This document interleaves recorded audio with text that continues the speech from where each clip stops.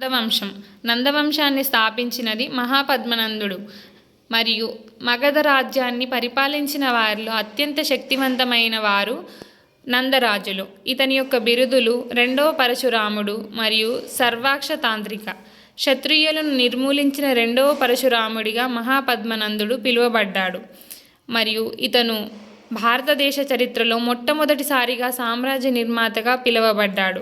కరవేలుని హతిగుంప శాసనం ప్రకారం మహాపద్మనందుడు కళింగ రాజ్యాన్ని జయించి తన సామ్రాజ్యంలో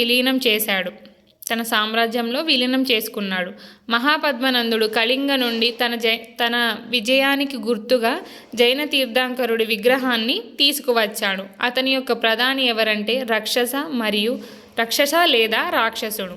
ఇతను మొట్టమొదటిసారిగా వ్యవస్థీకృతంగా శిస్తు వసూలు విధానాన్ని ప్రవేశపెట్టాడు.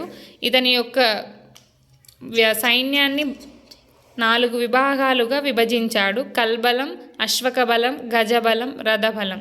ఇతను రాజధానిని మరలా వైశాలి నుండి పాటలీపుత్రమునకు మార్చాడు. మహాపద్మనందుడి కాలంలో తక్షశిల విశ్వవిద్యాలయం ప్రసిద్ధి చెందింది.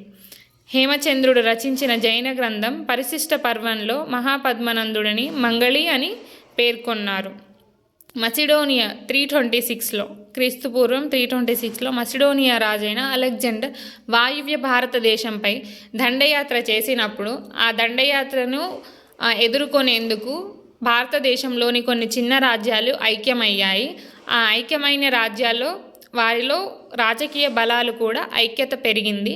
అండ్ నెక్స్ట్ మన ధననందుడిని అంతం చేసి